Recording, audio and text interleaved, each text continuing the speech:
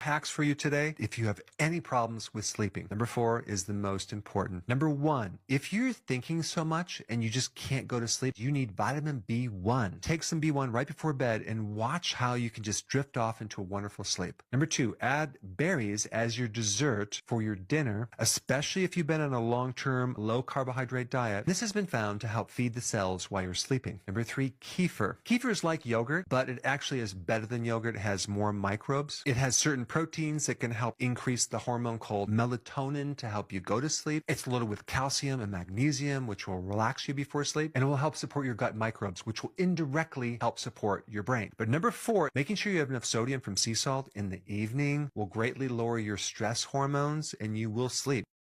Can you explain to me, in simple terms, the role that exercise is playing in staving off cancer? Well, exercise lowers blood sugar. You know, and also lowers glutamine. So the two fuels that are driving, now we can't completely remove glutamine by exercise, that's for sure. But you're also, when you exercise, you're burning, and you're not eating a lot of carbs, your mitochondria are burning ketones, and the oxygenation from all the exercise is keeping those mitochondria super healthy at their highest level of energy efficiency.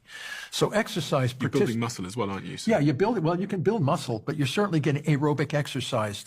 Oxygen is coming in, and you're burning ketones, which I already told you is a super fuel. So your body is super healthy. These bodies from the Paleolithic period, these men were jacked. There was no obesity in these people.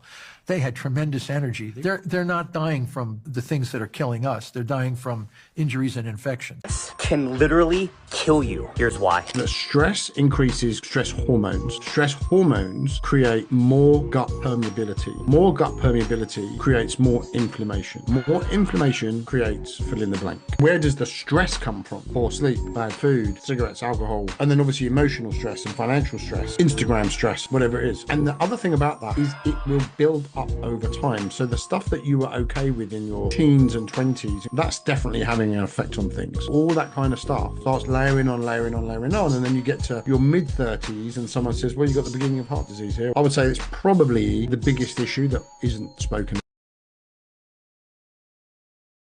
Remember those toxic zombie cells aging my body? Well, they're not the only things getting dealt with. Even inside my healthy cells, there's wear and tear. But scientists think that without food to process, those cells can switch into repair mode, fixing damage, cleaning up garbage, nipping any problems in the bud. With the zombies in check and the rest of me in tip-top condition, the future looks healthier and also longer.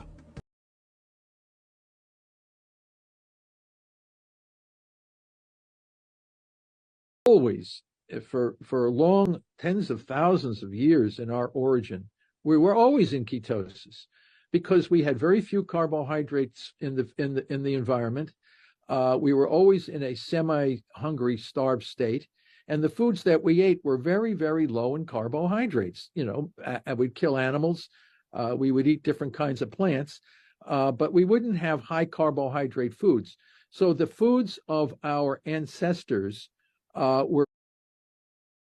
we were always, for long tens of thousands of years in our origin, we were always in ketosis because we had very few carbohydrates in the environment.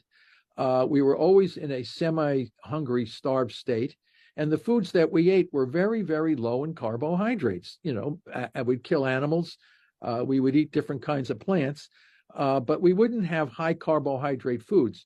So the foods of our ancestors were very low in carbohydrates, putting us in nutritional ketosis. And that's why cancer in Aboriginal folks that still are on the planet, cancer is almost unknown, unheard of in these Aboriginal tribes of people who live according to their traditional ways, which was no high carbohydrate foods, a lot of exercise, your mitochondria are maintained in a super energy state, and cancer does not exist. Fermentation is the ability to get energy, ATP, without oxygen. And all of these cancer cells, whether it's a glioblastoma or lung cancer, colon cancer, breast cancer, bladder cancer, they're all using a very similar common mechanism, energy without oxygen, fermentation. So you say, what can they ferment? And we and others have shown it is the sugar glucose and the amino acid glutamine.